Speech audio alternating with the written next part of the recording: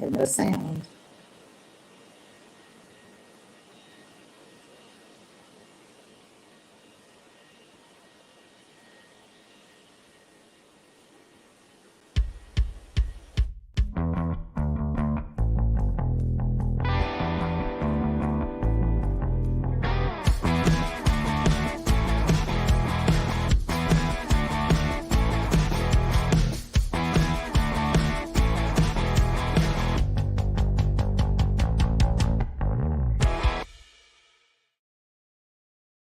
Well, hey y'all, hey y'all, hey y'all. Today is the most wonderful day of the week. This is the day that we, the women, are in charge. It sounds weird to say that out loud, considering as how this is my show and I should be in charge of it every day of the week. But we have these two guys who like to just butt in and take over like it's their show.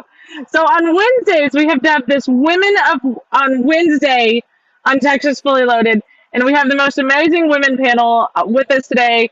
We have Miss Patty Tibbs, the principal of Texas Fully Loaded, the one who keeps us in line. And we have Miss Rachel Heisler from Chambers County, and I am from an undisclosed location, not doing what you think I'm doing. This is a mirage. This is a video. Just pretend. How are you, ladies? Doing great down here, sunny and warm. Miss Pat is on Tibbs Island. This is a very momentous occasion. We are in a tropical location. I feel pretty excited about it. It does not feel very tropical here in Texas right this moment. Rachel, how are you?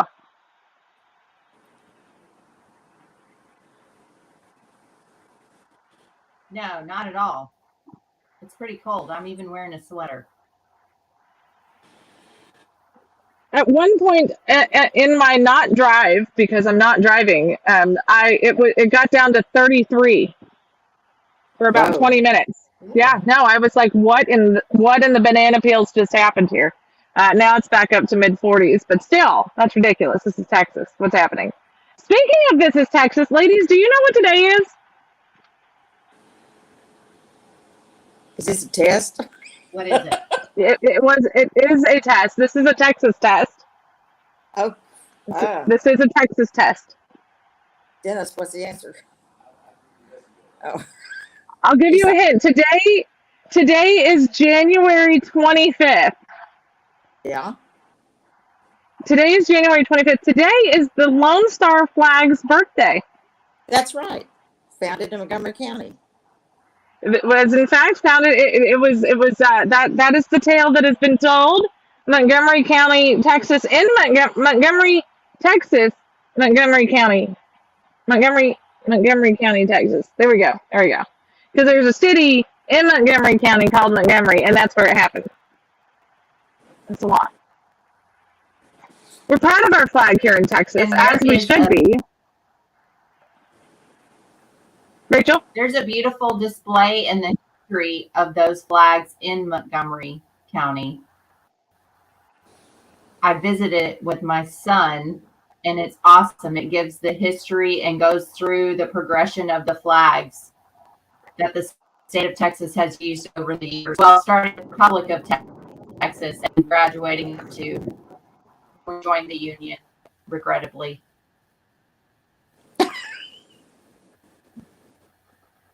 We lost Sandra. Rachel, you're in charge. She'll come back. So what is the name of that park, Miss Patty, where all those flags are on display? And it's also a veterans memorial, correct? Is it called Veterans Park now? I thought they changed that may be right. Park. And then there is a historic Montgomery County park not far from there. And I forget what the name of it is. Your mind goes blurry when you're on the island. Too many umbrella drinks. Yeah.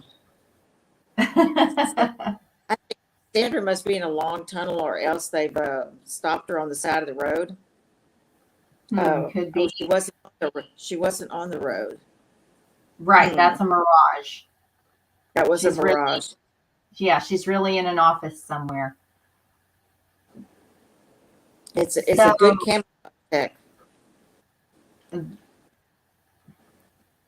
Well, unfortunately, that I guess she must be having signal problems, so it's on us now. What do you want to talk about, Miss Patty? Tell us what's been Gee. going on in your world. Well, when you're when you're out of the country, it's really hard to get local news, except for Texas Fully Loaded, and what you see on the internet, which you can't necessarily believe. I know that things are ever changing in Montgomery County. I wish John could only tell what he can tell, and I can't tell the rest either. So, but man, there's a lot going on.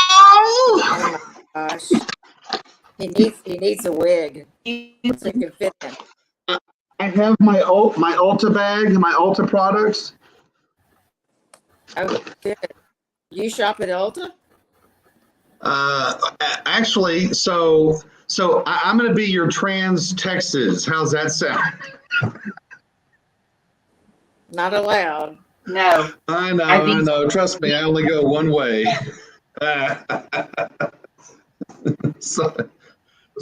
Sorry, folks. There she is.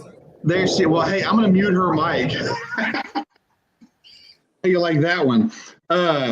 No, I figured I'd jump in here. And good Lord, Sandra, where you been?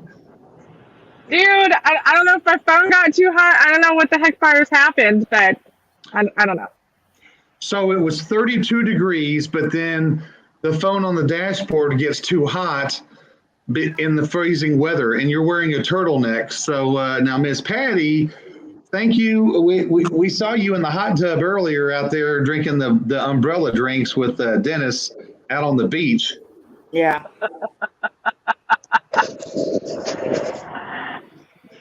Walter is the worst secret keeper ever. Well, she's the one who answered her phone with FaceTime, so that was her problem. So what did I miss? Well, somebody jumped on and said you were in handcuffs on the side of the road. So anyway. I thought she went through a huge tunnel and didn't come out the other side, like in the James Bond movies. Uh-huh. That would be very interesting, considering this drive has 0 tunnel. Well, it depends. There is I make my own road. There is the uranium mine that's down there close to Victoria. You caught me when I come out with 3 eyes. Well, the tunnel's called the Tunnel of Uranus, so it has nothing to do with uranium. Oh God, I didn't make it any better either. Exactly. Anyway, so hey, ladies, I'm only going to be in for a little bit. I just figured I would invade your day. But what, Miss Sandra, what has been happening in the world of women in Texas besides the celebration of the birth of the Lone Star flag? So now I have a question for you native Texas women. Was the Lone Star flag in fact made by a woman, much like the United States flag was made by a woman? And if so, what woman made it? Real question. I don't know the answer off the top of my head. And Sandra will have that answer next Wednesday. I guess I'm gonna have to. I don't know the answer to that one either. The crickets are astounding. Sandra will have that answer with Kyle Rittenhouse tomorrow. Oh yeah. Why is every time I leave Texas, something great comes on? It comes to Montgomery County or comes. Well, I know the feeling. It was a fight over beer, Miss Patty. Beer and free speech of all things.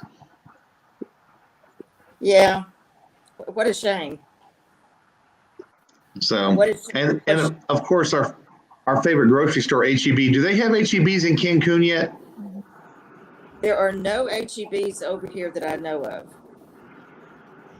Very unfortunate. They do have H-E-Bs in Mexico, though, interestingly enough. I wouldn't shop at them anyway. Quite populously. What? I wonder if they know it was named after a guy Who had hairy butts? Herberty butt. Yeah, they sure do. So we don't necessarily know that his butt was hairy. It's kind of creepy when you start thinking about it. I don't want to think about it. Make it stop.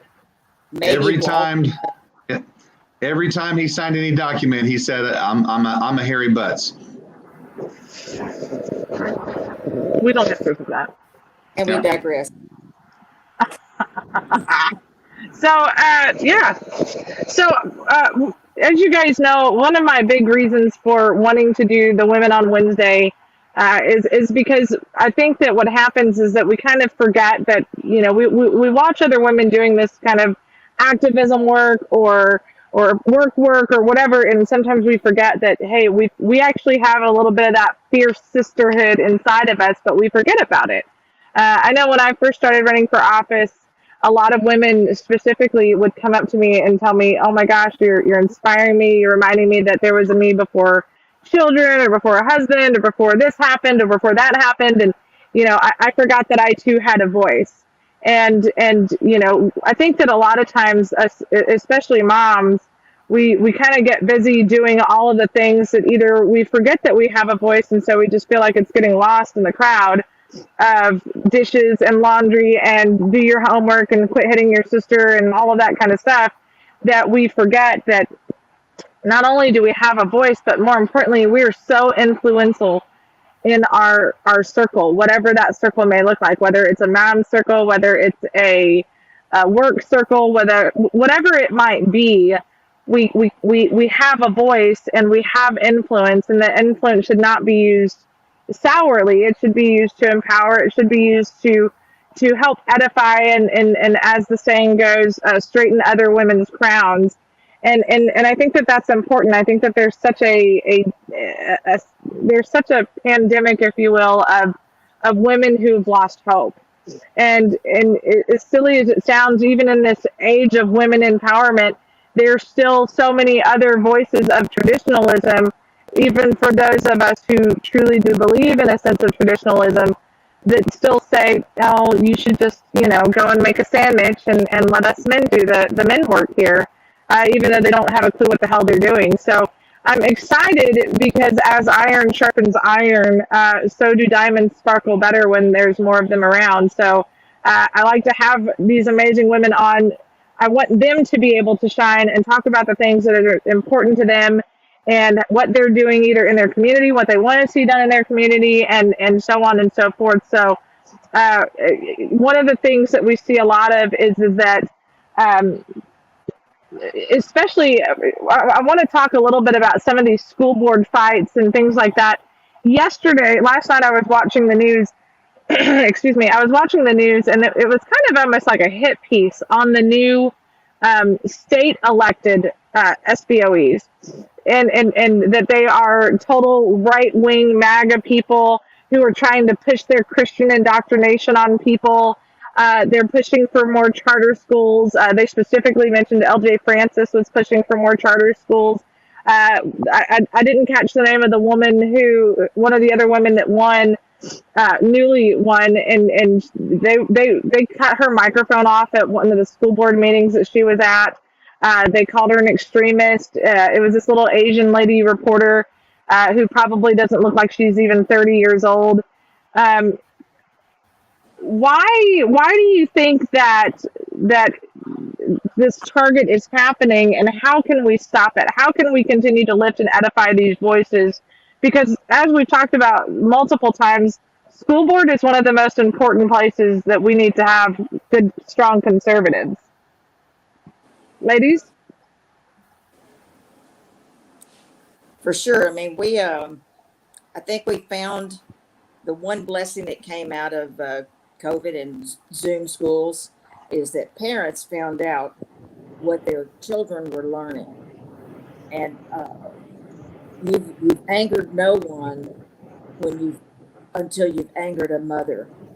And I think mothers probably are the best defender of their children because, I mean, they are the nurturers of the family in most cases. And when you see your children coming home with things that disturb them, it's extremely upsetting. And then when you start delving into those things, you think, who put these in? Who allowed them in? And when you look at a lot of school boards, there are a lot of men there, and maybe they always needed some women to step in. Though I think librarians are some of the chief guilty people here, because I think they're the ones that actually let a lot of this stuff go into the schools. I wonder if they read it until I hear one talk, and then I go, yes, they did. They knew what was in there, and they still wanted it out there. But I think they've awoken a lot of women who we need to get behind. I'm a member of a group called Mama Bears. I'm actually a Nana Bear of the group because my kids are grown. So, but when you anger moms, and a lot of dads have finally woken up too, even though they're busy on a different level than a lot of moms. That you get parents involved, and you're going to see a big turnover in what these school boards are made up of. Hopefully, but we need to get behind all. We need to all start going to school board meetings. We have, I think, 11 school districts in Montgomery County. So it's hard to go to all of them, but we need to have somebody representing us going to all of them and reporting back to us so we can know what's going on in these different schools. No, absolutely. Rachel? So part of the problem as well is that school boards in Texas are members of TASB, Texas Association of School Boards, which is a taxpayer-funded lobbyist group. And what they do is every year your school board will go to a training that is hosted, and all the curriculum is formed by TASB, and they're indoctrinated. Basically, your school board is being indoctrinated by this organization. And what we need to happen is that schools to lead TASB. There are other trainings available for school board members to receive the training that they need in order to be effective in the position that they were elected to. But we've got to get them out of these indoctrination centers, just like with Texas Association of Counties. They're training our county commissioners, clerks, all of that. It's all a racket where they shape and mold these people's thinking to fit the agenda that they want to push. No, you're absolutely right. And Miss Patty, you had made the statement that you said you kind of wondered if they even knew what they were putting in these libraries until you've spoken to some of these, speaking of the librarians. And I think on some of them, yes. I think in the younger ones, for sure, absolutely. But I think that there's a lot of librarians that are probably my parents' age, or even to an extent my age and older, that they wanted to just trust the system because that's what they've been in, for lack of better terms, indoctrinated to do. Because they've always had their best interest at heart. Wink, wink. And now they're finding, wait a second, I didn't know that I approved that book to come into the library. I think there are still some good librarians who are just trusting the National Library Association suggested reading list, and just blanketly put that in there. You don't have the level of readers, I don't think, that you used to, in terms of, like, I remember my mom used to vet books for a library. And so she would go through, it was our church library, but even still, like, they would have to go through, because even some of the books that they would be receiving in the guise of Christian books were not books that should be in a church library. So they went through, and even though they would get a whole box full, like her and 3 or 4 other ladies would go through these books. And my mom, I always tease, my mom can read War and Peace in an afternoon without even trying, and then still give you a full book report on it later, because she's an avid reader. She always has been. So, people have those gifts, and those are the type of people that should be in these vetting processes for books that come into schools. Yesterday, a play date with one of the little girls from his class, and her mom is an online school teacher, for the TOPS program, which is when they're at Huntsville. It's the K that you see the commercials for the K through 12 online schooling, and so she was one of those teachers, and so she was naturally asking what I do and all that kind of stuff. So I was explaining her to in a nutshell everything that we do. But I said, one of the big things that I'm the sword that I will always fall on right now, well, forever, honestly, but the one that's really kind of burning the most is the books that are being put in schools and this LGBTQ plus agenda that's being shoved down our children's throat. And she was kind of horrified at the stuff that I was telling her. And she said, you would think that we would hear more about this as a teacher. The school that even though she teaches in Laredo, the school that she works for is based out of Huntsville. And so, there's so many teachers, because the teachers get wrapped up in what's going on in their school or in their classroom or on their grade level, because the new concept, just like what they did to nurses, is we're just going to bombard them with paperwork and certifications instead of allowing them to do their jobs. So that's what they've done. And so now teachers are they just kind of don't pay attention for the most part to what's going on around them, even within their own profession. And that's not a slam. That's just because they're so swamped. And God help them if they have a family life on top of that. So a lot of what we need to do and what we are doing is educating the educators on what's happening. Now, I'm not saying sit them down for yet another seminar that keeps them after school and away from their families, but making sure that they know what's happening, because they can't prevent what's happening unless they know what's happening either. True. Back when some of the pornographic material was found in Oak Ridge High School in Montgomery County, my children went to Oak Ridge High School, and when it was found as required reading material, I asked my son, who's the youngest, who is Sandra's age, I said, was this kind of thing going on back when you were in school? And he said, Mom, back then they just marked out the bad parts. And I said, why did you never tell us about that? He says, well, because I just thought it was a normal thing.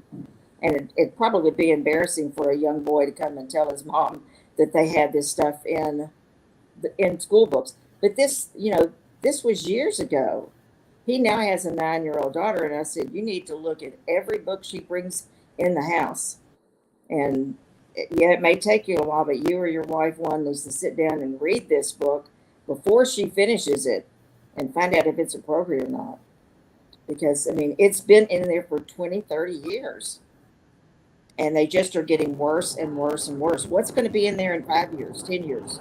When your kids, Sandra, are in junior high school, what are they going to be subjected to if we don't stop it now? No, I remember when I was in middle school, I remember having a health class, and my mom was, she was kind of a bulldog back then before it was really even necessary, but she's like, hey, I don't want Sandra, and thankfully that my health teacher for sixth grade was like a 60, 70-year-old PE coach who just loved, basketball. And he was just like, no, we absolutely are not practicing putting condoms on bananas or cucumbers or anything, because I don't even want to discuss that in this classroom. He was still very much of the old school mentality. But nowadays, they have books in the library. We're not talking about putting condoms on bananas anymore. It's explicitly showing these pictures. Now, there's a ruling, and y'all are going to have to forgive me. And of course, since I'm not capable of looking anything up because I'm not driving. I hope not. No, of course not. That's against the law. One of the things that there was a Supreme Court case, and this is actually kind of the birthplace of anime, and thankfully, if you will, because of the birthplace of anime, this has now given us to the situation that we're in right now in our schools and in our libraries. So the birthplace of anime in the United States is because of a Supreme Court case that said, we need to be able to put pictures, right, for medical purposes of children's body parts and how they're different. Well, you can't take pictures, and it was also it was in conjunction, I believe, with a child's rape case, and they needed to be able to get the little child to say, "Hey, this is where where they hurt me," essentially. So there was all this kind of stuff that was kind of building up, and they didn't have a way that they could do like you can with an adult and point at the picture and say, "Yeah, this is where it was," or they couldn't, they just couldn't put that in bucks. So they came back and they said, "Well, you know what? You can draw it as long as it doesn't resemble an actual person, right?" So what anime did was they turned around and they took a girl's body, a teenager's body, a teenager's body, and they put these big, huge cartoon, Sailor Moon eyes and all of that other jazz. They put that together, and then they said, "Hey, look at this. We can give that sexual look to a child without it being an actual child." And so that's where this is coming in at.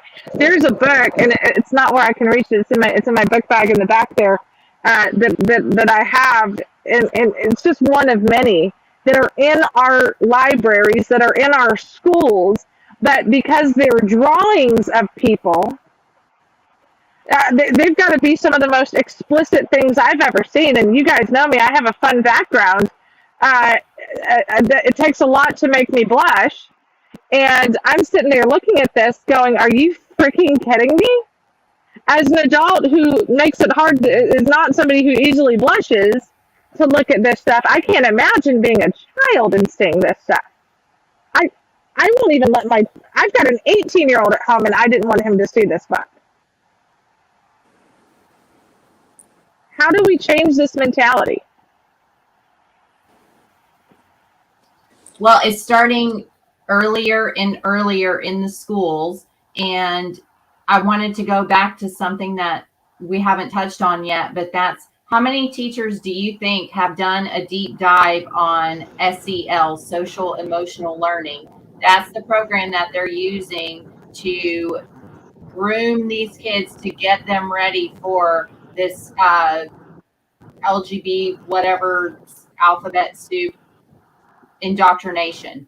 They start to soften them up and teach them tolerance, and you got to go with it. Don't, then you're hateful or a bigot. If your parents don't agree with it, it's okay. We'll hide it from your parents. We'll get you the gender clothing. We'll call you by the opposite gender pronoun. Use your different name. It's they're baking it in earlier and earlier, and I think most teachers, if you ask them about the SEL program in their school, they're going to tell you how wonderful it is and how much it helps the kids to be good citizens. But they don't know what the root and what the end goal of this program is. No, you're absolutely correct, and I think that in some churches are even implementing it, including in their Christian curriculum. And honestly, just for the nature of the beast, it's like the soft porn version of what is to come for SEL and CRT, because it's like, oh, see, look, it's not that bad. So when you hear SEL, you're not going to think that it's bad. It's okay. Right. Come with me, kiddies. I've got candies in my van. Yeah. Yeah.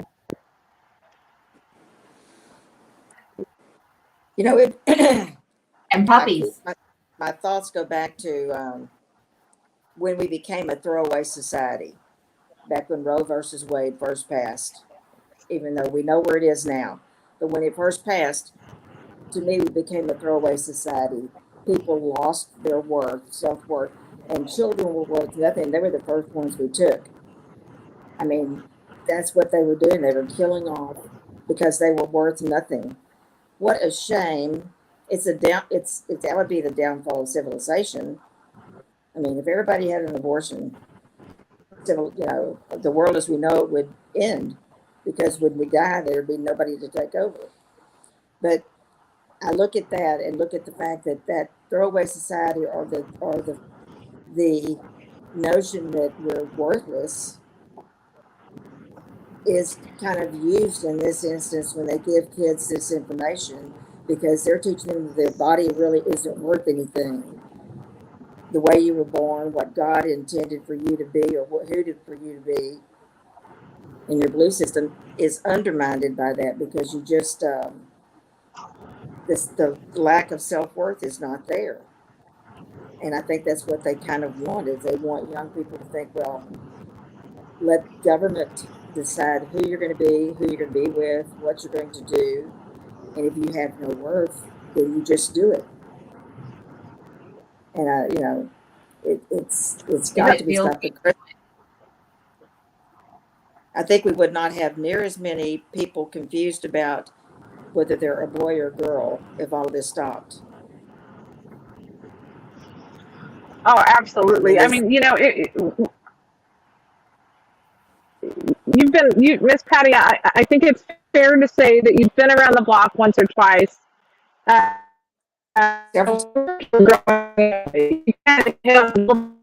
You dreams thought this stuff would be a possibility. Never.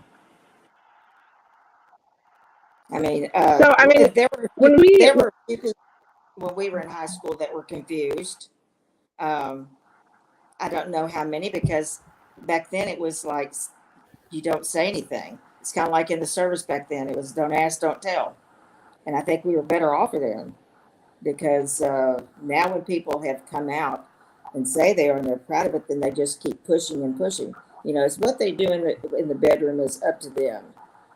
But when they push it on young people, especially, or the rest of us, then it's not acceptable anymore. No, absolutely. And I think that, go ahead, just like motherhood, what? Motherhood isn't for everyone. Not every female should be a mother, because some people just don't have the makeup that you need to be a good mother. Some people were meant to be alone in the world, not to marry. And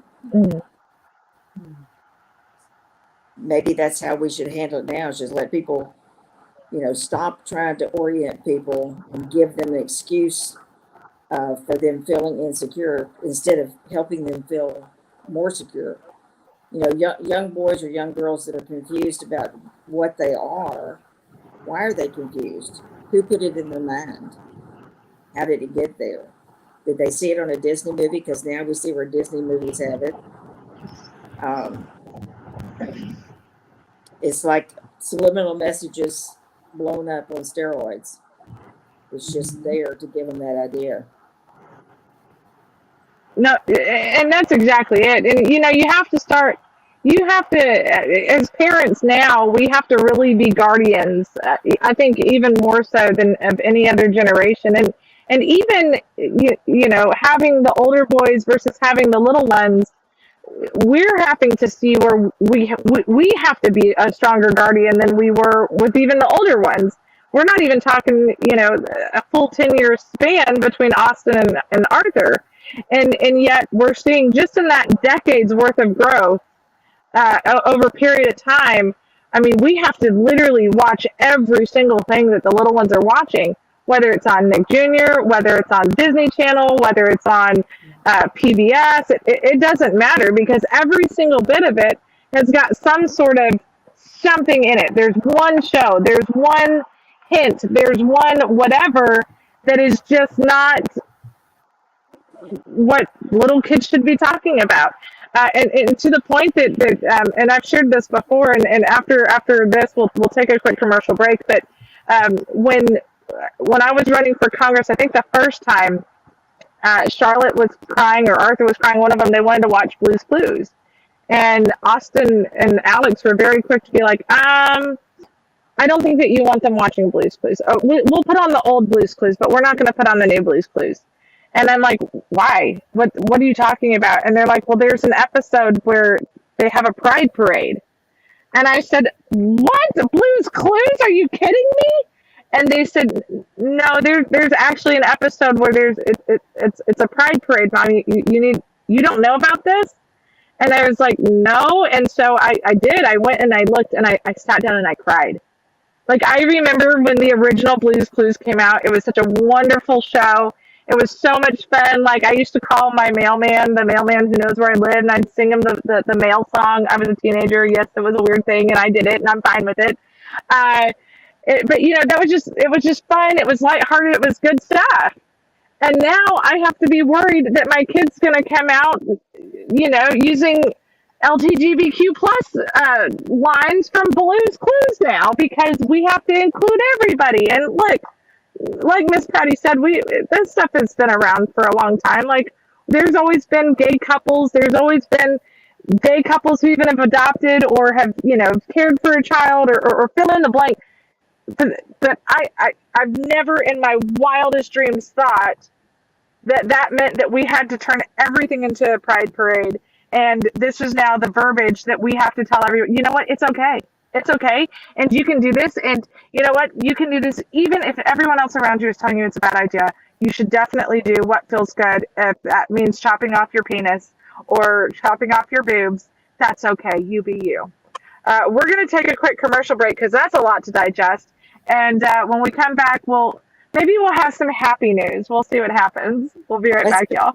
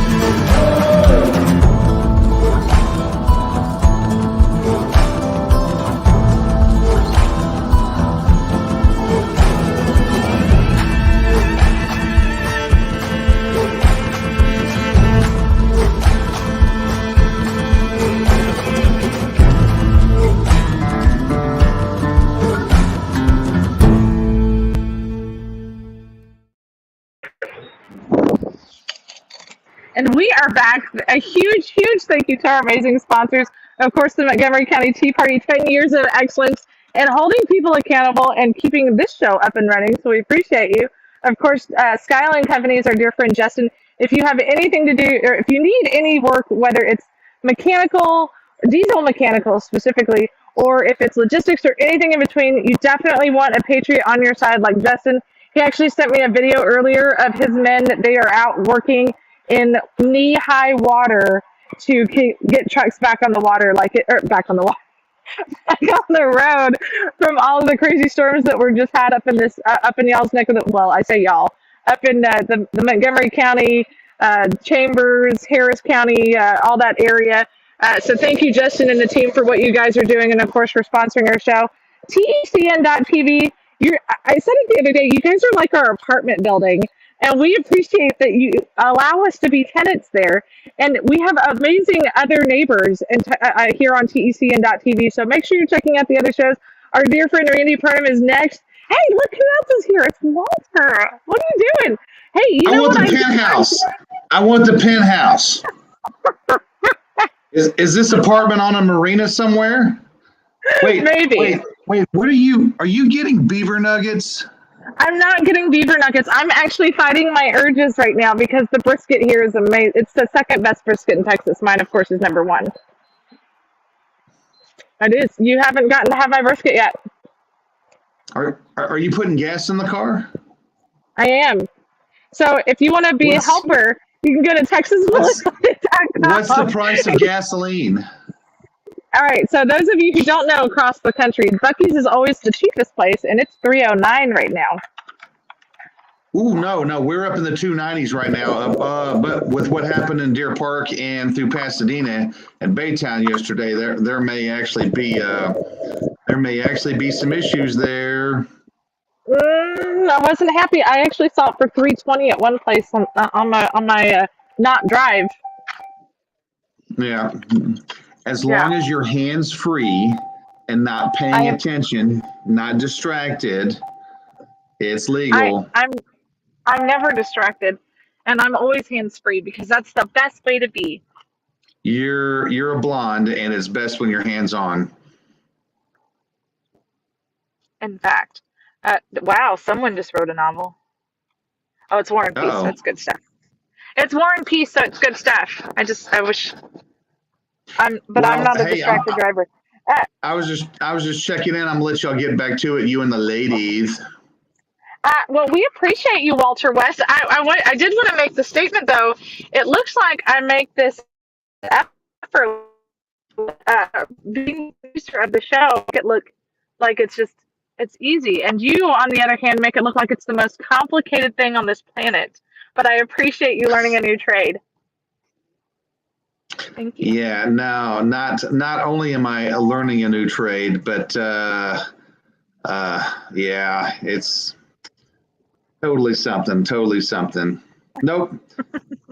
War and Peace does say if you want to fight the pride issue, do it with the definition of pride. According to the gays, it wasn't a choice. They were born that way. Well, if it wasn't a choice and you had no say, then you played no role in it. Hence, there is zero pride. You've done nothing, earned nothing, and are only attaching to this because you have never accomplished anything worthwhile in your entire life. Pride, a feeling of deep pleasure or satisfaction derived from one's own achievements. And you know what? Actually, dude, that's just the definition alone. Pride is a feeling of deep pleasure or satisfaction derived from one's own achievement. So I can honestly say that Barack Obama got it right when he said, "You didn't build that." Remember, you didn't build that. You may have cut it off, or you may have added to it, but yeah, what you were born with was not yours. Wait, what? Yeah, well, that's what you get for being on the drive. Hey, lady, how are y'all doing today? We're doing fine. It's Sandra and the Buc-ee's. Sandra's got no beaver nuggets, and she's got no brisket. I did not even step foot inside that building, and my hands are shaking a little bit because of it. I feel like I need a safe place right now because I just drove away from my safe place. Sometimes on our road trips, whenever Sandra's been cut off from Buc-ee's and you have to pull in and get fuel and everything else, sometimes she puts her hands and then she sniffs them and she's like, "I'm not going in." What was that comedian name that used to do that? Was it Tina Fey? Of which? She's a superstar. No, it was a woman. I think it was Tina Fey. It was with her and Will Ferrell. Tina Fey. I used to love that skit. I No, used her to do it name all the isn't time when I Tina was in high Fey. school. It was It was Molly Shannon. Oh, yes. Molly that's right, Shannon. Molly Shannon. Yeah. I think what's Yeah, disappointing. You know what's sad? There's a lot Those of used things to for be sale. the What? those used to be my favorite things ever. Were those skits, and every single one of them is a raging, man-hating liberal. But then so is most of Hollywood. toxic. They're afraid of a little toxic masculinity. But then you watch their movies or their things or whatever, and then they're all about it. And in their character roles, what happened? We said toxic masculinity, and you had to pop back in here. So actually, what's funny is if you remember the progression of No, allowing I gays was in saying Hollywood. toxic femininity. They're toxic feminists. Exactly. Yeah, true. The pink hat ladies. If you'll remember, back in the 50s and 60s, everybody was still trying to get a piece of the rock, and everyone thought he was straight. And what happened later on in life? They slowly brought it all in. They made it funny, so everybody was laughing at it. And slowly through the 70s and 80s, being gay was okay. Until now, if you're not gay, you're not okay. And at one point in time, Hollywood actually had a balance, even though there was this big underscore of holy crap, what's happening, that everybody closed their eyes to. And if you'll notice, those are the only ones that are getting away with anything right now, unless you're sitting in front of Ricky Gervais at one of his last concerts that he performed in Hollywood, which would be the Golden Globes or the Oscars or whatever that was, where he just he burned the place down.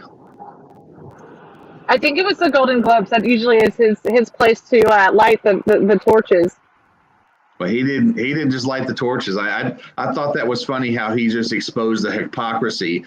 And the saddest part about that whole entire thing, at no point did anyone ever remove him from the stage. They just sat there and grinned and bare it. I mean, I'm surprised he wasn't killed on his way out the deal, but out the program. But at the same time, I'm going, that should tell you most normal people, and we've seen it on our anti-censorship rallies throughout the nation. Somebody gets up there. They did it to Daniel Miller, who was that Women Fighting for America.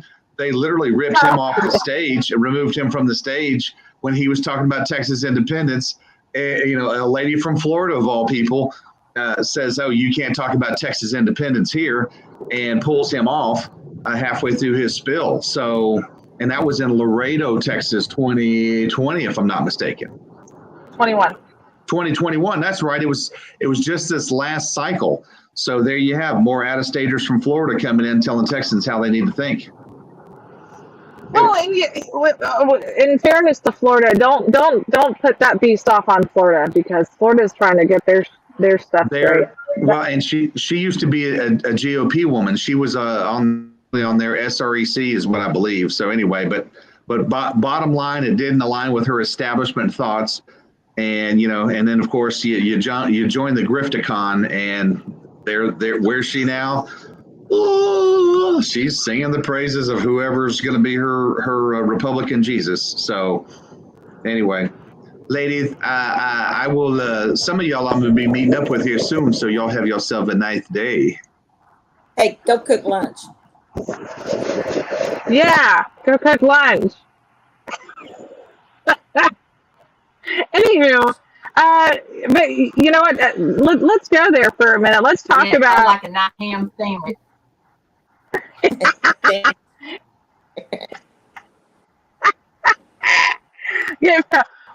me a sandwich and get me a beer, man. See, we can do it too. That's right. So, you know what? Let's do that. Let's talk about some of these. Let's be a bit of a mean girl tater club for just a minute. As much as we're all for edifying women, and I always try to find something nice to say, even for people that I absolutely cannot stand, because let's face it, there are just people in this planet that you cannot stand. It doesn't matter if they're a woman or a man, you just can't stand them. Now, for us women, sometimes it does happen a little bit more frequently that it's a woman and we just want to rip her face off. And then the guys are like, "Oh, you're just being a catty girl." No, it's because they're a stupid twat waffle and they deserve it. But then we have some. You're welcome, Miss Patty. I'm sorry. I'm learning new language. But then you have some who are so they're doing it in such an undermined, deceivious, nasty. We're gonna rip everything apart and take everything for ourselves kind of way, and then they give those of us who are literally doing the right thing for the right reasons a bad name because we're doing the right thing and we're exposing them for being who they are. When we've given them opportunity to just do the right thing. Like what? How's a good way to handle this situation, ladies? How do we navigate this road? Because it doesn't just happen in the political world. It happens in the moms groups. It happens in PTAs. It happens in, I mean, everything. Workplaces everywhere. So, what, Miss Patty, give us some knowledge. Gee, I wish I had that. I mean, we have Oh, we well, have ladies. well, this is a We have short ladies segment. we have ladies who are very smart, know what they're doing, but and are very vocal and they're patriots, but they don't know how to restrain themselves and present themselves in a way that's more beneficial for what they're working on. Mhm. Sometimes they let their emotion uh, rule how they answer things and how they get involved in things rather than thinking it through and looking at the big picture. You know, I have women come to me all the time and go, you know, we need to go do this right now. And I'm going, no, you really need to think about it first. Is that the best way to handle it? And it's like I used to tell people when they would like something would be posted on social media and they would immediately fire back and start this dialogue going on amongst a whole bunch. And see, Rachel's smiling because she probably has seen this thing, but they'll say things and do things on social media. And actually, it would be better if they just left it alone and thought about it a while before they actually responded, because they sometimes make it worse. And Mhm. it's not just women. Women, I think, tend to do it probably more than men. Men usually have a lot of different ways to look at things than women do. But we get emotional in it and let our emotions rule how we answer things and when we answer them instead of thinking it through. You're spot on. A dear friend of mine, Lynn Lasher, says, some of these women are just like bottle rockets. It's just whatever lights.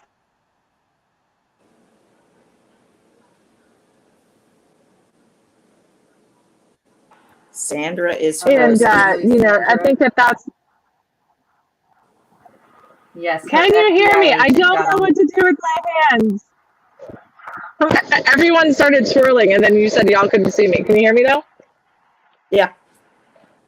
Yes. And so anyway, so I think that she gives a really great analogy for that. And I will say that when I decided to run for Congress, like, and you can ask Walter, like, I can't tell you the number of times that I'm just screaming at whatever. And then the second that I have to respond properly, and then I do, but you can't do that. And this is where I think some of the feminists get it wrong. We're not telling you that you can't say what you think or how you feel because that has to be conveyed. But you can't look like a maniac. You can look like a maniac behind closed doors. I look like a psycho sometimes behind closed doors, but not in like I don't know. It just like there's a time and a place for things. You know what I mean? And so you get some of these women who are out there and they just start screaming like banshees and you're spot on. Everything that they had to say was lost in translation because everyone's looking at her going, what kind of psycho crazy, what is she? And you guys have seen me on the show. I will get heated about something, but I like to think that I keep a certain decorum and it comes across in a manner that's very like, this is why we're pissed off, not, oh my God, I'm so pissed off. You know what I mean? Like there's a difference. True. Yes, I Rachel, think one you of the on the biggest other hand, turning points for me, go ahead, go yeah, ahead. I was going to say one of the biggest turning points for me was when I learned that I had to be in control of my emotions and not let my emotions be in control of me, and informing decisions and the strategies that I was going to walk out in my life. And then the other part of that was having boundaries, knowing who are my safe people that I can go to and vent and just kind of work through these things and get, let that emotion come out in the right place in the right time, not allow myself to succumb to that when I'm under pressure. Right. And that's I remember specifically when I first talked to Walter about running for office when he and I first met. I said, look, here's what I promise. I promise I will not be that person that gets out on the stage and just starts, looking like a crazy psycho woman at people. But the second that the microphone gets turned off and I step off that stage, I'll fall apart if I need to. And I just need to know that you will be one of those people. There was like 5 people that I named, and those were my safe people. Now, some of those people have changed, and some for the better, some, no, I think always for the better. But, other people have been at different places in their lives. And, that's the cool thing. Like, we sometimes we forget that people come into our lives for a season and for a reason. And it sounds like the perfect Facebook post, doesn't it? But that's true. Proverbs even talks about, there's a season. That's the same for people that are in our lives as well, and that's not a bad thing. Like sometimes it feels like it's a bad thing, losing a loved one, cycling through life cycles. Things change, but the constant is Christ. And I think that if we as women keep that constant, if we keep that focus, and it's something that's hard, I think, especially like I know for you guys, you can feel this on a certain level also. The second that our feet hit the floor, there's 9 million things that have to get done. I mean, instantly. And I don't care if I get up at 7:05 or if I get up at 5:07. Something is happening, and it doesn't. I cannot out wake up the children, right? Y'all know what I'm talking about. Miss Patty's got more than one kid for sure, so she knows too. Like you can't outwake them. Like you think I'm gonna get up at 5 o'clock. That'll give me time. I can go to run. I can have my quiet devotion time. I can do my prayer time. I can do this. I can set breakfast for everybody. I can yada yada yada. And guess what? You wake up at 5 o'clock, and guess who's up at 5:02 because they needed a drink of water or they had to go pee, and now I want to be there, and now I want to do this, and hey mom, I forgot I had to do this homework project, or fill in the blank. I mean, it never ends. And so I appreciate women who have their life together, and I wish I could be you, but I'm not, and that's okay because I I'm okay. What's the crunchy mom term? I'm a chaos coordinator, and I do it well because you have to. But you have to have that time though. Also, like I tell everybody, my car time is my quiet time. Like I love being in the car. I try to never be on my phone. The radio is hardly ever on in my car anymore. I don't know what music sounds like for the most part. It's the time that I just get to be still, and so, and now that Charlotte is the master of the iPad, that time is less these days. But I'm okay with that also because as a mother, as a nurturer, we pour into people. We have to. That's who we are. We have to pour in, and so we have to find those little ways that we can get poured into also. Because if not, we'll turn into that crazy psycho person. And on a deeper level, I feel bad for people like them who feel like they have to um, belittle other women, that they have to go out and create fake drama so that they can feel like they're at the top of some crap pile. And when these women who they're the queen of the crap pile because they tore down every other woman to get to where they were at, or they manipulated every other woman to get where they were at, what is their hurt level? Like what is their love language that nobody's ever dialed into for this person? Like how were they the little girl that got bullied at school and just grew up and said, I'm going to be the queen, the head VI, whatever. We have to learn to love people where they're at, but we also, like Rachel said, we have to have boundaries, because if not, those awful people will be the ones that take advantage of it.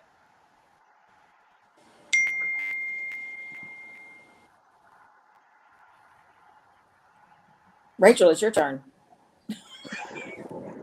And for me, it's the best. You're always aiming to be honest, but you have to do it in a way where you have grace with the honesty, because you can be brutally honest and it can be brutal. But if you can be honest in a way that tells the truth, but also can encourage and build that person up at the same time and let them know, okay, this is happening, but you don't have to stay there, or I'm just here to listen. You can tell the truth without being a jerk. Because realistically, nobody ever really wants you to be brutally honest. Right? Right. They want you to like hold back something. Like, just lie to me a little bit. Just a touch. Yeah. Put some I good always, points I in always, go ahead. put some good points in with the bad points. Exactly. Walter is not good at that at all. And I told him I told him this morning, I said, can you ever just be nice to me just once? And he goes, you wouldn't know what to do if I was nice to you. I would not. That's a fact. I'd probably freak out. I might pass out and have a heart attack, but it would just be nice if you did it once. Walter is only brutally honest, and sometimes it's a curse. Um, but you're right. We have to be, at least tell me my shoes are pretty after you told me how all the ways that I messed up, right? And we have to be that person for somebody. We have to be somebody's sounding board. But in the same breath, we need somebody to also tell us what we're doing right. Like I'm so thankful for the tribe of women that have come around me in the last 4 years. I've honestly never had more women who have poured into me than I have in the last 4 years. And now the crap part is that none of them are in close proximity of any of like we're all over the place. And I still have a couple of consistents that I've known for 20 years or more. Um, which is why it's okay. There's seasons, there's reasons, there's all of that kind of stuff. But because we need somebody to say, you know what, this is where you did fantastic. This is where I really wouldn't have done it that way, but you got your point across. And it's important that we have that girl tribe a little bit. And guys, we're giving you some inside baseball, so take advantage of it, because we need those men in our lives also. Like this. In order to, I had a pastor tell me several years ago, and I loved this. We've been taught, I think, a wrong theology where it's a hierarchy, and that's not how it was meant to work. He said everything was reflective, or should be reflective of God, right? Then you have God at the head, and then you have Jesus and the Holy Spirit. But if you really look, they're kind of a triangle. No matter how you flip it on its side, they all still have their role. They have their part, and they couldn't be without the other. And so the Godhead is like the perfect model of how we should with our lives, right? God is at the head, but then you have Jesus, and then you have the presence of the Holy Spirit, and Jesus is the one who conveyed this and said, hey, you know what? I'm nothing without the Father. I can't do anything without Him.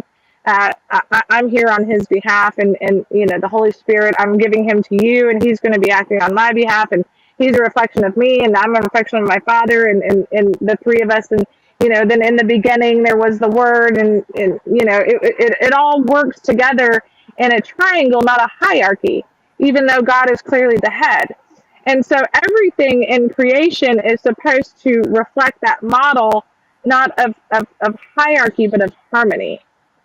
And yet we still misconstrue that. So we need those strong men in our lives.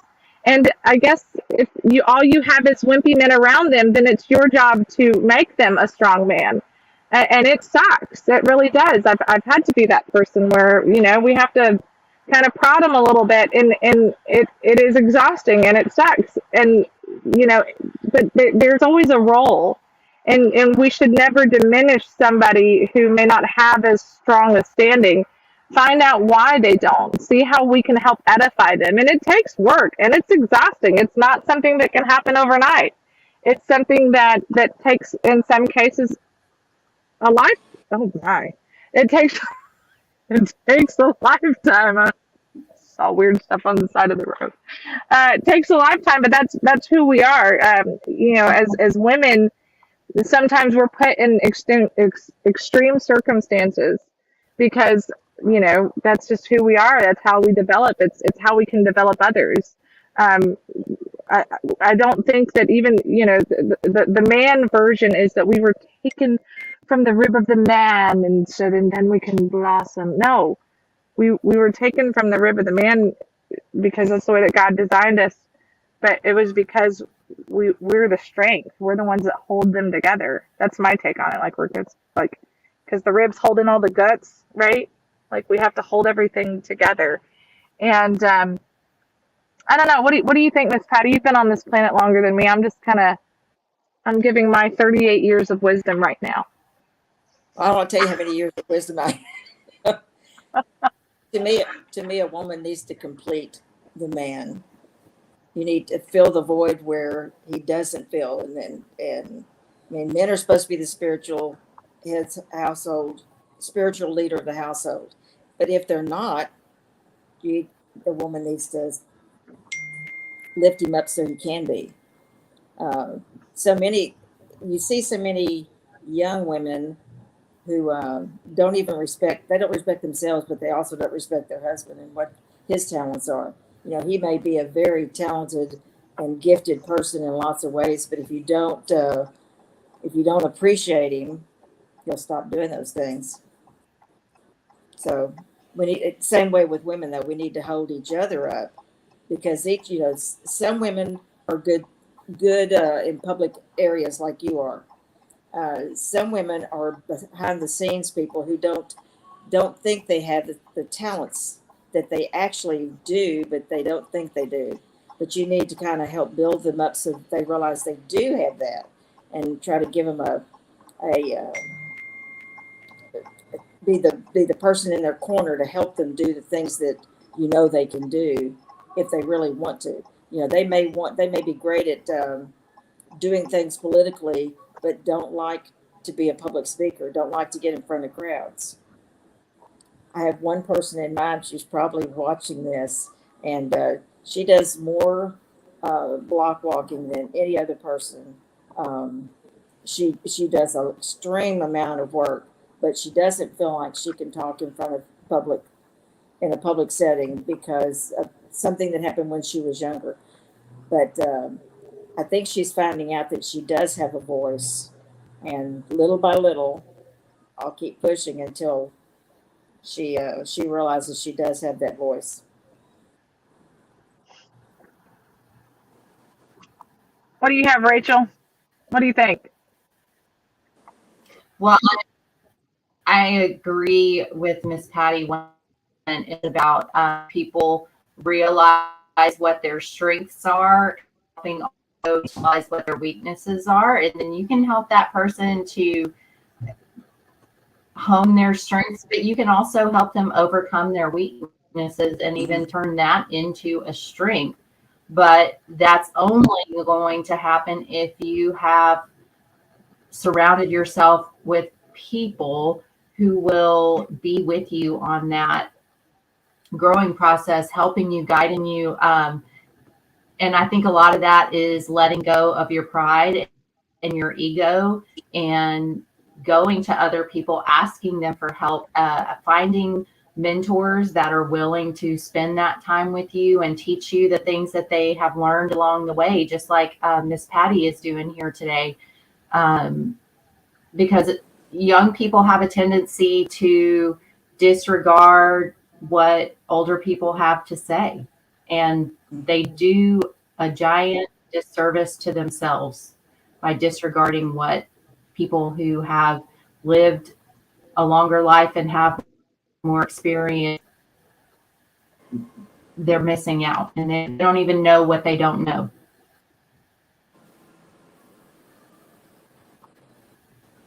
No, you're spot on. And one of the things that Miss Patty was talking about, she's absolutely right.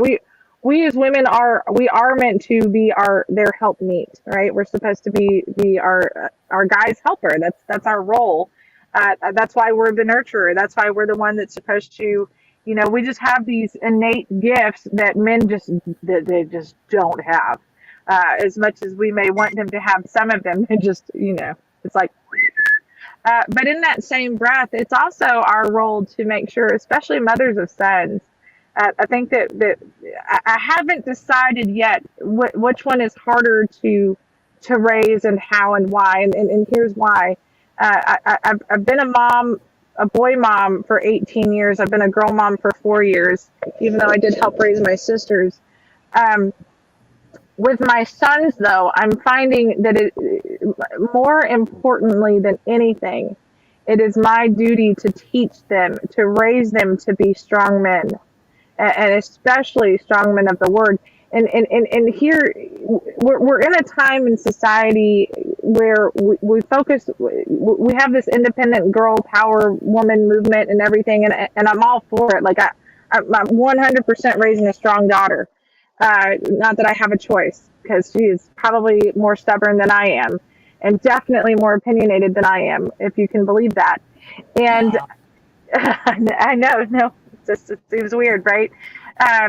But for our sons, we have to raise them to be toxic men in the most amazing sense ever, because we've lost that in society. Now it's cool to have man buns and loafers and be you and just sit behind a keyboard, but we've forgotten to teach them to be men of faith. We put a huge focus on teaching our daughters to sit and pray and be still and just this, that, and the third, but we have to do the same thing for our men. We have to do the same thing for our sons. I still, if you've ever worked with a youth group before, and they're good Christian teenage boys, they really are, but you really stop and you look at your ratio, and you see it in society also. Look at your ratio of men versus women who are the ones that are sitting home praying. Look at the ones who are not just sitting home praying, but are being activists for the body of Christ. It's every single time it's more women, it's more women, it's more women. Where are the men? Why aren't they standing up to do their part? I'll tell you why. Because somebody else is going to do it. Somebody else is going to do it. There was an article that somebody had posted recently, and it angered the absolute crap out of me. It really, truly did. And it was talking about how women, essentially it was trying to send women back to the Stone Ages a little bit, especially in terms of the church. And at one point in the article, and it was taking from the original doctrine of some of the Southern Baptist stuff. I mentioned it a couple weeks ago on the show when I got it, because it burned me up so badly. But at one point it even said, women should not sit around together and talk about this stuff without the influence of a man, because they might get crazy thoughts. And they wouldn't be able to know what's right because they don't have a man to tell them that that's not really what they should be thinking. And I was just like, are you freaking kidding me? And at first I wanted to just laugh it off, but then growing up in the church and watching that hierarchy instead of that working together like it should be, that's exactly what a lot of people think that it should be. But I texted to Walter and John, and I made the statement in the text to them. I said, according to this, the rocks have more of a voice than women do in the church and anywhere else, because we're just supposed to wait for the man to tell us what to do. And I think that when we don't have men to stand up and say, hey, this is the way that things should be, uh, the call for society to say, hey, women, you just need to sit there until some man pops up.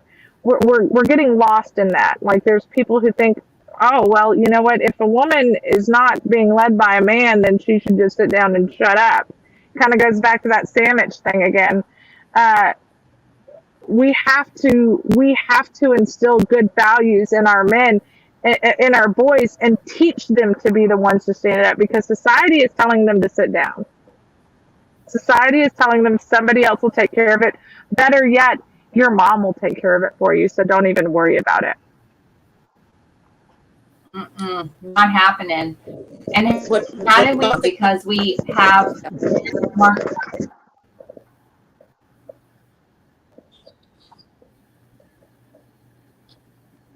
But my thought is that's the reason why biblically families are made up with a mother and a father, and the father should be setting the example for the young men on how to be biblically based young men, strong young men. The mom gives them the soft side of how to be compassionate. And if they don't have a good father figure, I mean, not all of us, I didn't grow up with my dad actually in my house. And I can see where, and I have a brother, and I can see that made a difference in his life, because he didn't know how to be he just didn't turn out to be a man that I'm proud of, because he didn't have, and I think that did hurt him, and his mother spoiled him, and as moms we tend to spoil our children. As grandmas it gets even more fun, because you can spoil them a lot. But anyway, I mean, I think that's the reason why you have is that you're supposed to have a good example of each in the house, and how a husband treats his wife and how a wife treats her husband, is the best example for these young kids when they're growing up. Now, I mean, but not absolutely. everybody has.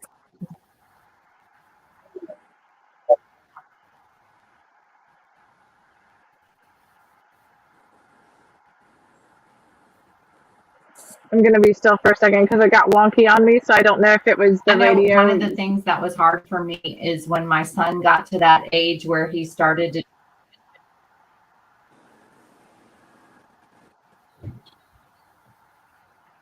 Oh man, and your voice cut out there. When he started to transition away from being a little kid. Yeah. Having raised a son and a daughter, in my case, I think it was easier to raise the son, mainly because his dad had to do the hard work.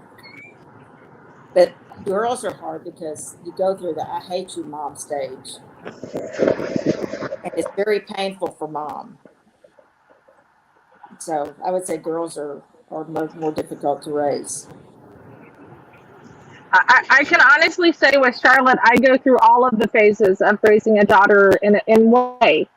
I go from you're not even my mom to I hate you to mom, please hold me. Sometimes in 5 minutes. It's very bipolar raising a daughter. It gets worse when they're in their teenage years, when they say it and they know what it means. Have you met Charlotte? She knows what that means. No, but you're right. It was definitely the hardest when Alex and Austin started transitioning from being mommy's little boy to being these big, smelly, awkward kids. Because I think they were having I don't know who had a harder time with it. I don't know if they had a harder time with it or if I did.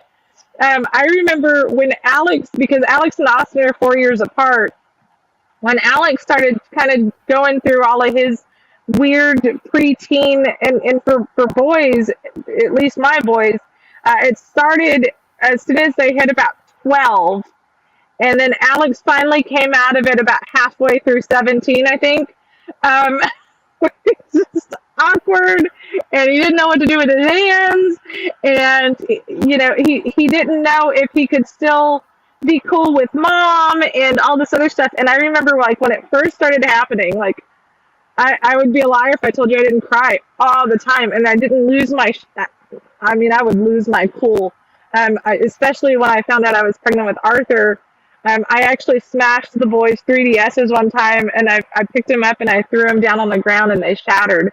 Except one of theirs didn't shatter; it kept working. So I got. I mean, I went psycho mom on it. I went and got a hammer and smashed it. Like lost my crap. Um, but then later, Austin came to me, and I was just frustrated. And he came up and he just snuggled up next to me because, of course, he was still a little bit smaller.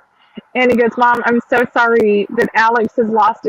Actual words, "I'm so sorry that Alex has lost his mind. I promise I won't do that to you."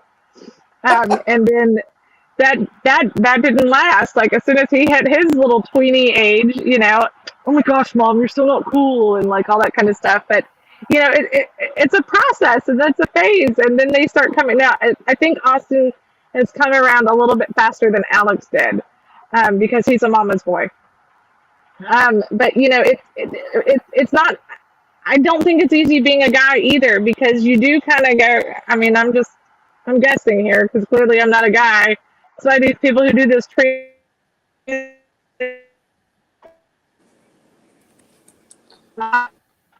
Someone just censored your conversation. Yep, her FBI agent is on the job now. She's frozen.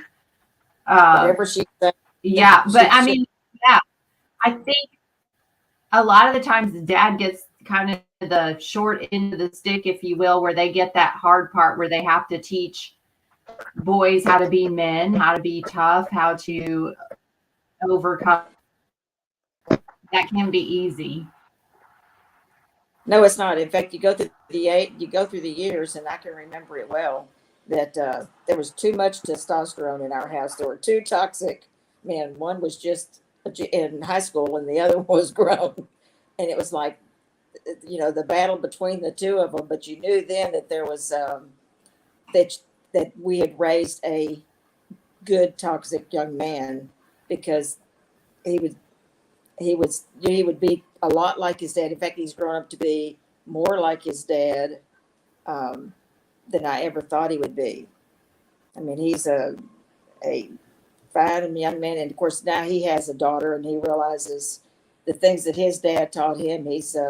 He teaches his daughter, not Right. quite as much as his dad. Anything his dad could do, his dad taught his son. So our son has grown up always not being afraid to try to do things that were out of his realm. See, now the ship has landed on top of her car and stolen her and taken her to Roswell. Sandra's been. She's completely gone. Oh no! Does that mean Walter's going to come back on? Oh my gosh! How is Sandra coming back? Let's see. Oh, she's trying. Oh, there she. Did the UFO put you back in the car? Yeah, she's twirling. She's twirling. It's Sugarland, apparently. I had perfect signal in the middle of nowhere, but in Sugarland, apparently there's no signal. Well, a lot happened down there yesterday. In fact, That's it true. took until today we finally found out that our son did get hurt in the tornado. He was outside working. He's a mechanic, and he has all of his stuff at his house. And I don't know if he knew there was a tornado coming, but he was trying to hold on to some of his equipment, and it picked him up off the ground. And when he decided to let it go, he fell to the ground, and apparently he did get hurt. But not badly. He was able to talk to us this morning, but they all are safe. Oh, But that's pretty scary. And then of course he had to get his daughter from school, because they were on lockdown at school. And I don't know how she fared with it, but I mean it was a scary situation. We don't normally have tornadoes in our area of Texas. it's since we've been in Texas for 14 years now, and we've had 3 or 4 tornadoes come through Laredo, or tornadic like winds. They're called streamline winds. And when we had been down there for about 2 years, maybe 3 years, and I'll never forget this. We were at the ball field was when the worst one happened. I was coaching a game and I looked over, or no, Alex was playing, so I wasn't coaching, but I was one of the officials at the ball field still. And I looked over, and the winds just started looking kind of weird. The sky started started changing colors, and I said, we're all okay. We're all okay as long as the sky doesn't turn green. And as soon as I said that, like instantly, the sky turned green. And we watched. I mean, I watched it forming in my rearview mirror as we were rushing home, and getting the kids in the down. At the time, we had a 2-story house, getting them in the downstairs, underneath the stairs, and all that kind of stuff. And it's not stuff that you necessarily know what to do here because it's not taught to you. And Manny grew up in Oklahoma, so of course he knew it well. And then we lived in Chicago for about 3 years, so we learned it well there. And even in Virginia, it's not usually a place that there's a lot of tornadoes. And right before we moved down here, he had just picked the kids up from daycare and he rode alongside of a tornado. He watched the whole thing for about a mile, trying to get away from it. And so it was. The tornadoes are definitely not something that they're never expected, especially during certain times of the year. There is kind of a tornado season and stuff for those in the Midwest, but it seems like as with anything else, things change. I love the people, the climate deniers, quote unquote. No, we've had seasons and we have a history of the climate changing around the globe for a reason. That's the way it's supposed to happen. So I think we're just seeing that general shift of stuff, but it doesn't make it any less scary or any more welcome, for sure. Anyway, so you may hit other internet problems because I don't know how many people are still without power in that area. I'm not either. When did all of these Torchy's tacos pop up too? What the what? Okay, sorry. It's like the fourth one I passed. What's that? Torchy's tacos. They're good, but the Velvet Taco in San Antonio is better. But who wants to go to San Antonio? Hey, you know what? I like San Antonio. I just wish they weren't so freaking liberal. They're getting as bad as Austin and San Antonio. That's the reason why I don't want to necessarily go there. We used to love to go to San Antonio, to go to the Riverwalk. But it's just, I don't know. But anyway, we're mothers raising children and sons, and Miss Patty, you're spot on. Your kids are my age, and you still.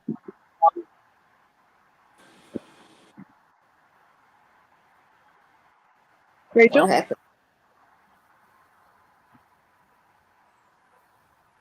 Now somebody got Rachel. I said Austin and San Antonio are becoming a conglomerate. Yeah. Ugh, it's awful. And honestly, to kind of make this a little bit more full circle, and then we'll take a quick commercial break.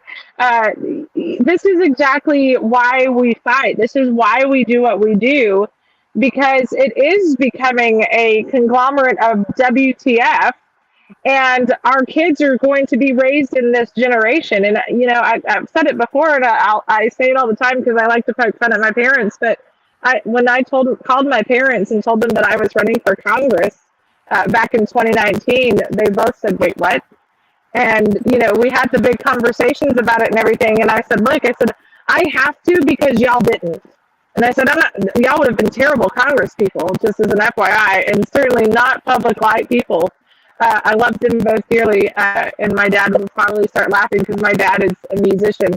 But neither one of you could have run for Congress. Y'all don't have, it's just not in your book, and that's okay. But you didn't stand up and fight when we needed you to fight 30 years ago. You just sat by and said, well, I'm an informed voter, so I'm doing the right thing. I remember my parents talking about it with their friends and, on poker nights and whatever, but they didn't, that's where the conversation ended. Like it didn't do anything else. My mom was super involved on the school level and stuff. Like she was always at the school board meetings and all that kind of stuff. But there was not that level of activism that their values should have been in the forefront more. You know what I mean? How do you? They got her again.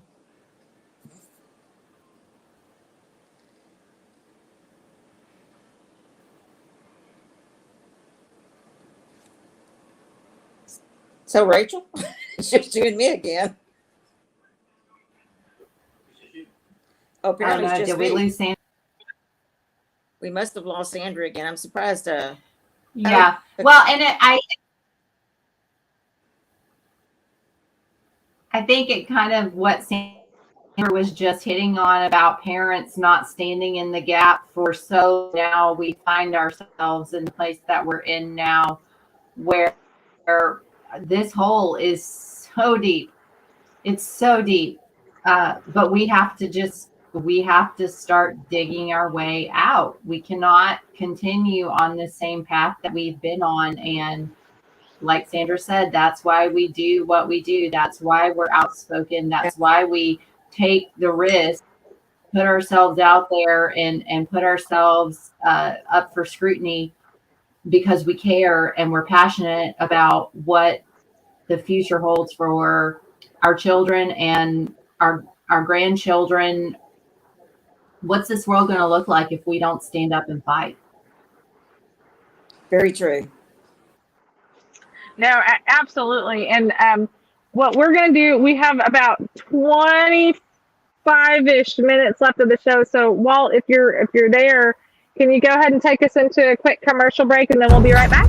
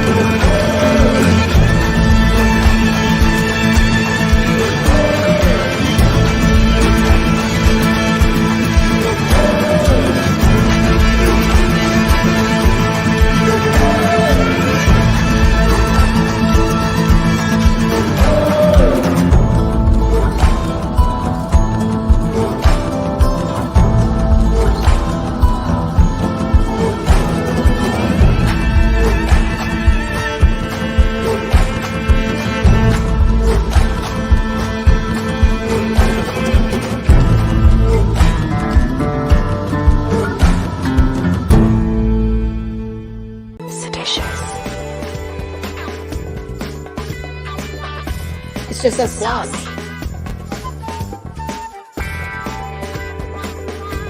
Salacious. Stephanic.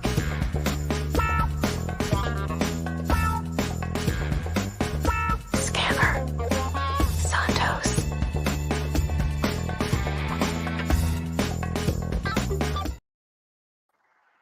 Well, I wasn't planning on going into a Santos scandal moment, but it appears that we are. Now, I tried to look super quickly, just since, the video was there, so now I don't have a choice. He is now, okay, so within the last 7 or 8 hours or so, they reported that Kevin McCarthy said, look, he is on committees. We're going to make him do his job while he's here, unless something comes from these investigations, and then we'll go forward. Now, I will say, in fairness, we are guilty until proven innocent in the court of law. The court of public opinion is a completely different beast. We all know that. There is several new developments and scandals in the Santos situation, and I saw them briefly, but not well enough to be able to truly comment on them. But there are new developments that will definitely hit hard and heavy on tomorrow for our Santos moment. So just to let you guys know, we officially now have a Santos moment on Texas Fully Loaded, as you saw by the video. And thankfully, you didn't have to see Walter or John dancing to the Santos moment. Very true. Yesterday's day was No. Seditious. Saucy. Salacious.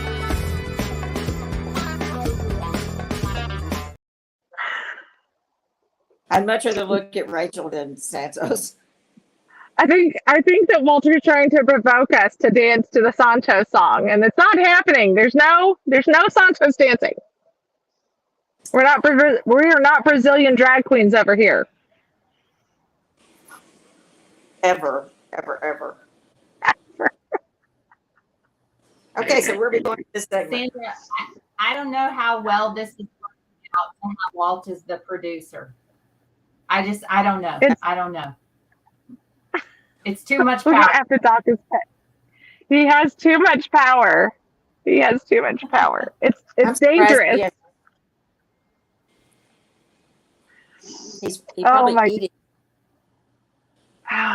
He probably is. You know what? He did that yesterday.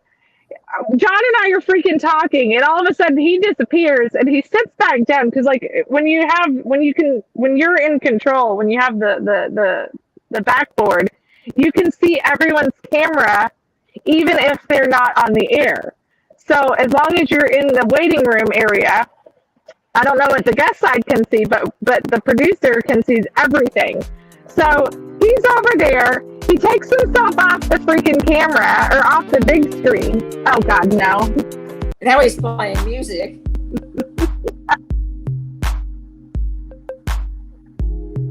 You gotta just so he takes himself off the screen, Walter, and then he's eating in the background, and then he takes the quart of milk and he starts drinking it, and I'm like, are you? You came off the air so that you can eat, and I'm over here starving to death? No, that's fine. Whatever. And he probably was drinking out of the carton. He was drinking out of the carton. And, yeah. Men. Gross. Nobody wants your backwash in the milk. Let's have a bowl of cereal. Oh, look, here comes some brisket. What the heck? Okay, sorry. I don't think we found any good brisket down on the island. Interesting. You know what? Let's talk about brisket. Let's talk about real woman work. Milk for himself. Which job? Us being the grocery shoppers. What in the banana peels is happening with these grocery prices? I bought 2 briskets over the Christmas holiday. I got them both for like $2.75 a pound. So so I've become quite the brisket maker. And so we went to the grocery store and we're at Sam's Club, and Manny says, hey, why don't you pick up another brisket? Because you did a really good job with it and we can eat on it for a few days. And I said, yeah, that's a great idea. I thought those briskets were like $30. No, now they're back up to $60. How could they afford to make them cheap at Christmas time, but not 2 weeks later? It's a good question. I don't know what's up with them. Do they have eggs back in the store now? So Sam's Club did not have eggs. We specifically went to Sam's Club to get eggs. And when we were there was no eggs at all except for the liquid eggs, which the boys don't like. And then we went to H-E-B, and they were all stupid expensive. Hey, you went where? H-E-B. Where? Well, first we went to Sam's Club, and Sam's Club didn't have any eggs. And there lies a problem. We only have 2 grocery stores in Laredo. We have an H-E-B and we have a Walmart. That's why you need to move. The real conversation has been about me bringing a huge cooler up here and going grocery shopping at like Kroger and some of the other places, and then bringing it back to Laredo. That's been a real conversation. Well, Much like somebody else I know who was asking Walter to do the same thing from Portland. well, avocados are that cheap up there. He should have brought a few back. That's a fact. You know what else is really cheap? The ramen noodles. That was a normal price again. You know, there are several things in my life that I said I'd never eat.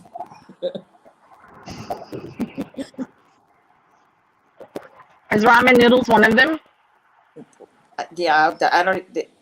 It'll be a cold day or a hot day, but yeah, it's not on my list.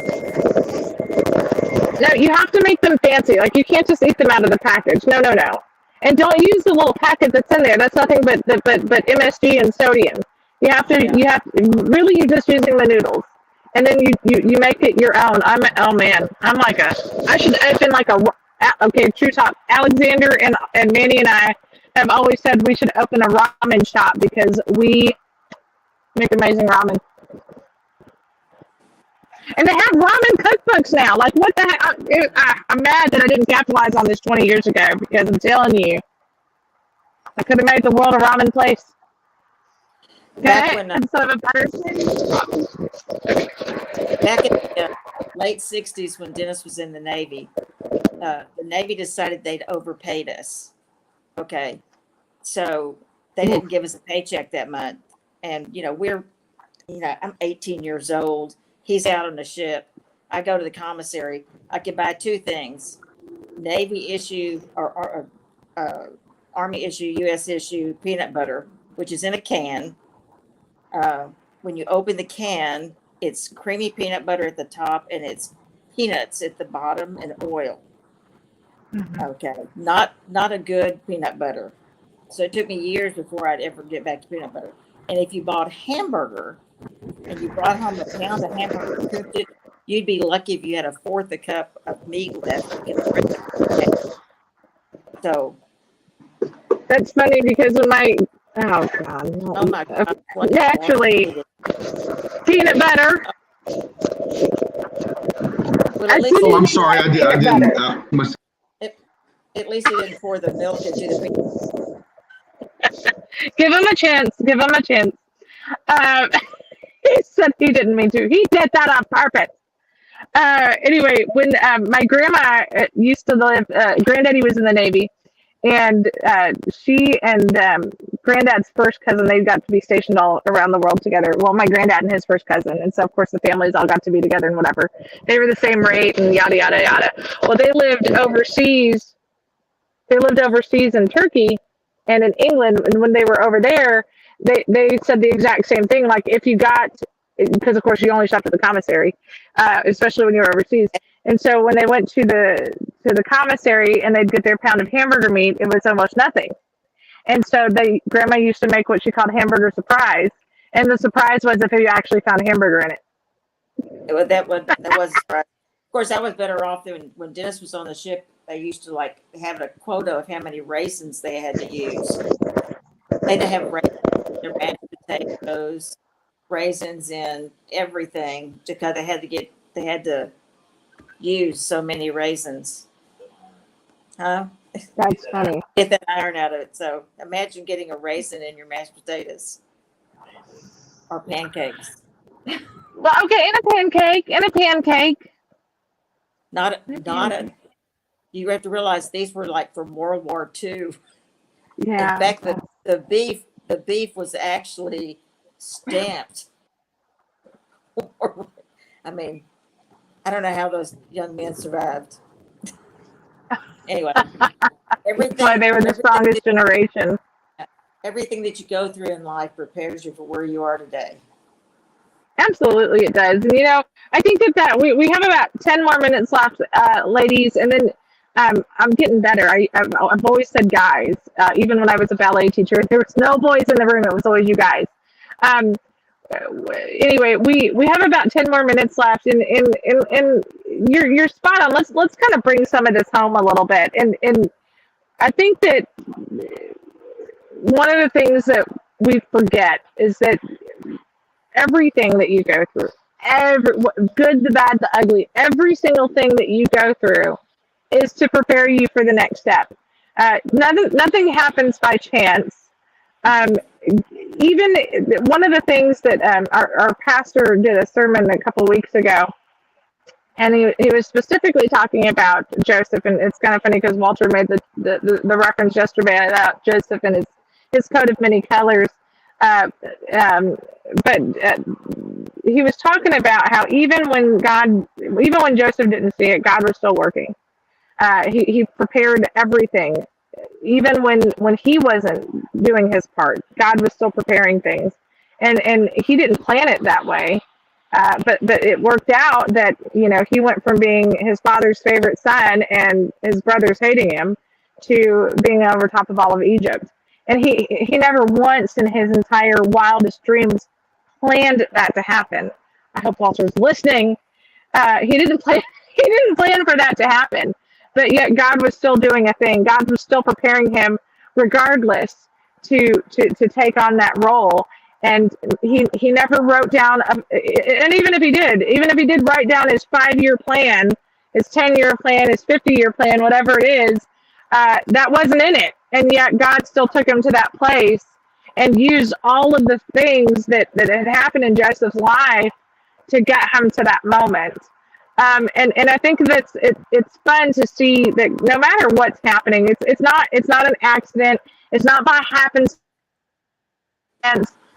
Even though we use those words even as believers, oh my gosh, like I totally didn't even plan for that to happen, and then it just worked out because God is doing a thing. He's weaving those little fabrics together. Now it's up to us to know what to do with it, right? It's up to us to either take the next step, or are we going to continue to cower and hide? And to teach our children the same thing. Are you going to just wait, or are you going to be proactive in your waiting? And that's exactly it, because I mean, you see it all the time on Facebook. Moses waited 40 years, Noah waited 240 years. All of these things. Even in our waiting, we still have to be proactive. And I think that that's something that we learn along the path and along the way, is to do that. And in that waiting, we're able to be an activist. We're able to start learning why it's important to, or how, not even why it's important, how to fight in this legislative session. And I said that specifically because here in Texas, we only have a couple months of a legislative session that we get to go to Austin and truly fight for whatever it is. And in that waiting period, we get to just be patient. We get to be still. We get to learn. We get to watch. We get to see how the players are playing their games. And then when it comes time around for the session, now we know what to do. Even if it was on accident that we learned all of it. Whatever brought you into this fight. For me, what brought me into the political activism fight is my Manny's paycheck got taken away for several weeks, and nobody else was fighting for it to come back, or for fighting for it to go away, or stay away until the process got fixed, or whatever it was. That's what brought me into this fight. Rachel, what brought you into this fight?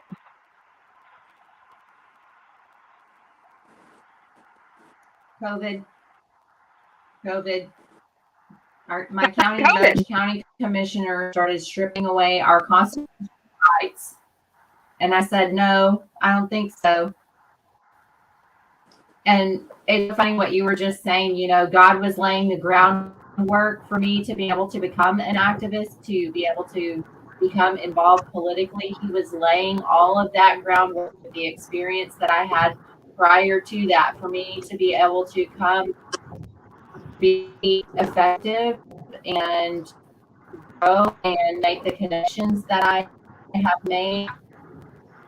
He had a plan all along, and now it's just up to me to be obedient, to follow where it is that he's leading me, even when it wasn't part of my plan or something that I never envisioned myself doing. But I know without a doubt that he has been preparing me for the place that I am in right here, right now, and I'm here on purpose.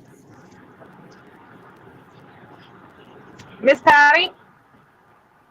Well, I wasn't politically active. Dennis was always the one who was writing letters, making phone calls, complaining, until Obama started running for office, and the talk of having socialized health care come in. And we were big watchers of Glenn Beck, and it came to the realization that if we didn't do it, who would? So I said, I may not have the skills, but I want to get involved in making a difference, making a change to stop this from going forward. So a little bit longer than you ladies, but then I've got a lot more years to have prepared for it. And never did I think that I would be doing what I'm doing right now, because I didn't think I was qualified. No, here. I'm so freaking literally on that part. And that's the beauty of not just relying on ourselves. I mean, if we just relied on ourselves, like, we would. I'll speak for myself. If I was just relying on me, I would not be doing any of this stuff, not even for a second.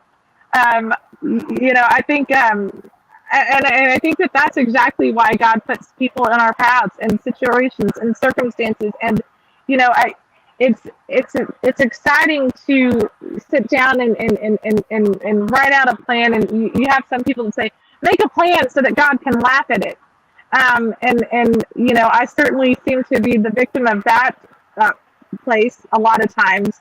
And then you also have that other half but you have to have a focus and you have to have a drive on where you're going to take it. And I think you have to have a healthy balance of both. But more than either of those things, I think that you just have to have faith. You have to have faith that God is putting you in places, He's putting you in circumstances, and you have to have the willingness to set yourself aside and do what He is calling you to do. And, we pray for strength, we pray for wisdom, we pray to be in God's will, we pray for all of these attributes, but then we don't have the courage to actually do those things. To actually have the strength and the courage to follow His plan and not my plan. And that's exactly what denying yourself and relying on Him is about. Because my plan and His plan, 9 times out of 10, are 2 completely different things. So do we want to rely on ourselves or do we want to rely on Him? And that's what it boils down to. I know that I wouldn't be a quarter of the person that I am if I relied on myself. I'll say it, and forgive me, but I would be a freaking bitch if I relied on myself. Okay, this is where the little green monster comes back on. Where did he go? Walter, we will allow you to come back in for the last 2 minutes of the show. Put down the jug of milk. And the peanut butter.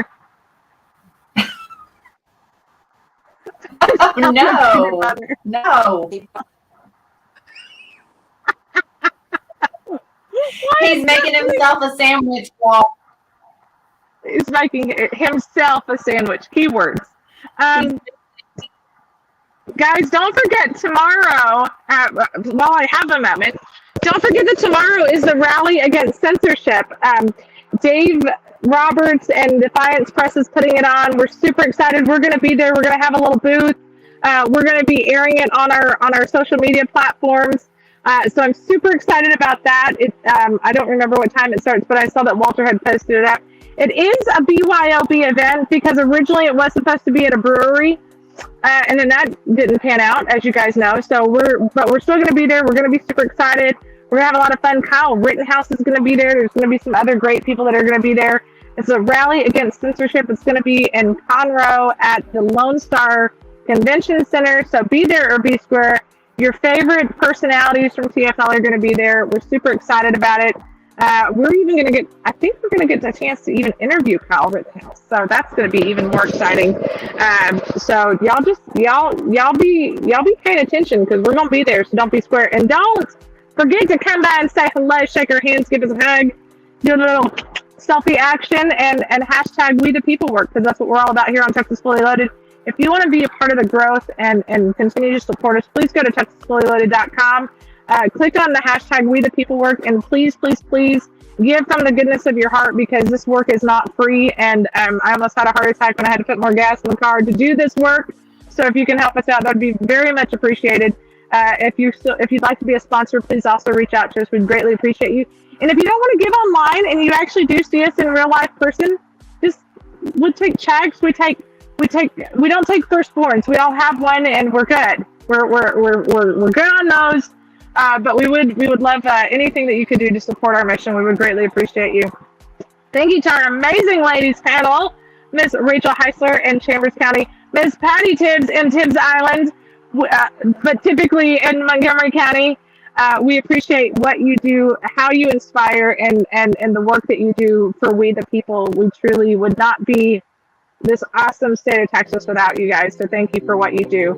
And happy birthday, Texas State Flag, the Lone Star Flag. We appreciate you. We'll see you guys. And cue the music, Walter. Yeah, that's right. I heard somebody was just doing their thing.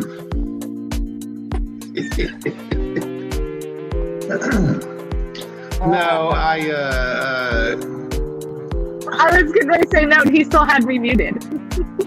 Still had her muted, that's right. No, I was getting some Mac work done. I was working on my Mac. They know how it rolls. You should see the studio we is building right now. It is 110% just rock solid fun. I'd much prefer this music to the wobble wobble wobble.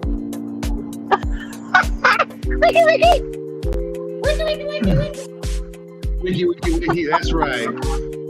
No, ladies, I think y'all did well. That was a lot of fun. Thank you. Did y'all's feed go down by chance? What? Did y'all's feed go down? Not the whole feed. Just the Sandra feed. Which is my FBI agent coming after me again. No, they're parked down the street. Actually, that's the funny part. So. All right. Well, you have to end us, because we need to be allowed give Randy Purnham some airtime. We love you guys. We'll see you tomorrow. Bye-bye. That'll be good.